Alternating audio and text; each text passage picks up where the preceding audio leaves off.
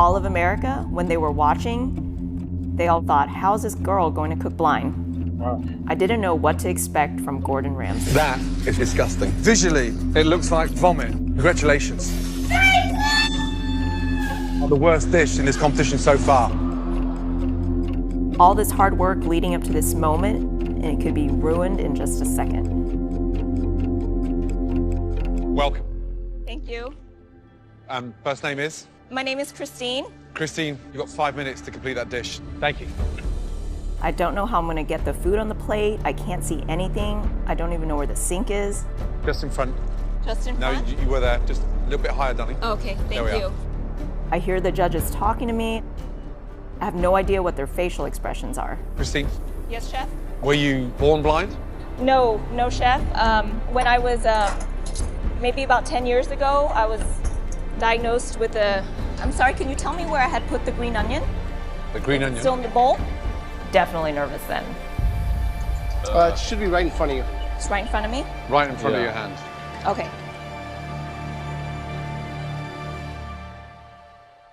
The food that I grew up with was, in my childhood, sort of a source of embarrassment, and I think it made me feel different at school. People said, oh, something smells, or that looks weird. My mom and I would argue a lot.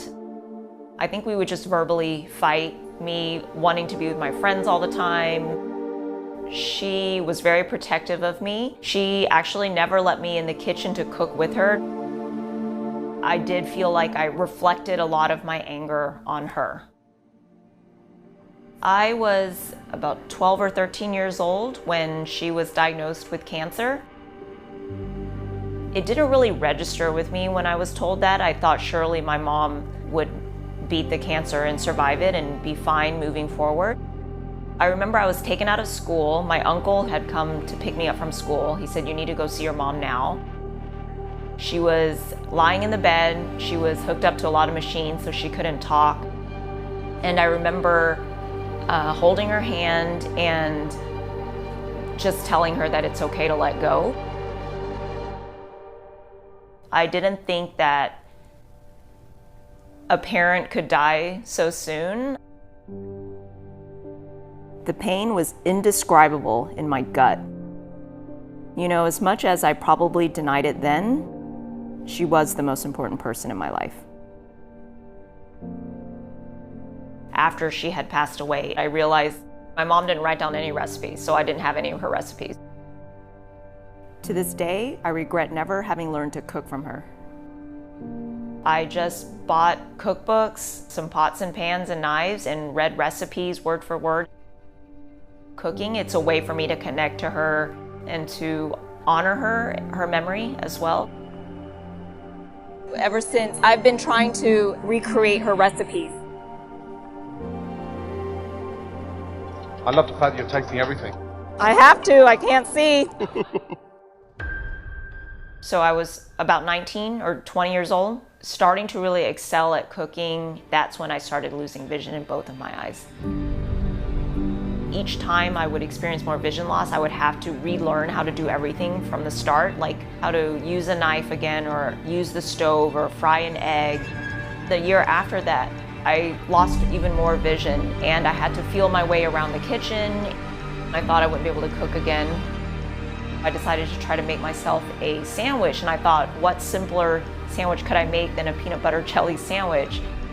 I remember getting the peanut butter and jelly all over the counter and not being able to align the two slices of bread together neatly. I remember throwing that sandwich away in the trash because I was so upset with myself, wondering, would I ever be able to cook a meal again like I did before? And that's when I realized I had no other choice.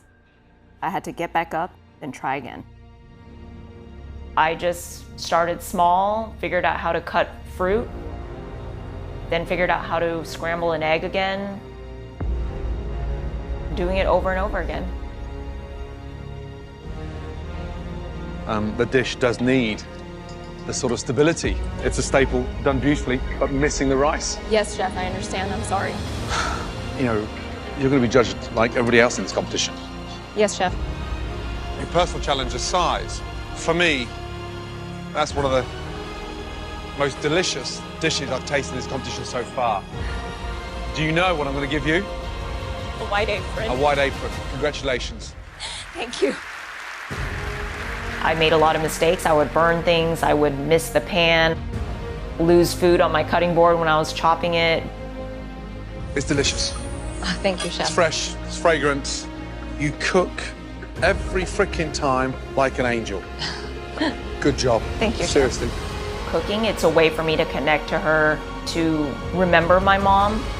You should be incredibly proud. In the finale, I cooked dishes that reminded me of her, As you know, there can only be one winner. to have her strength with me. And that winner, Christine.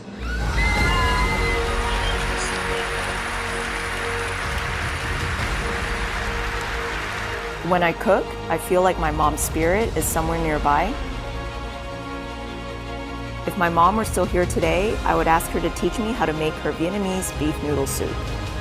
Although each time I cook it, it gets better and better, it still has yet to capture the memory of my mom. To me, it's kind of my white whale that I've been chasing and probably will chase for the rest of my life.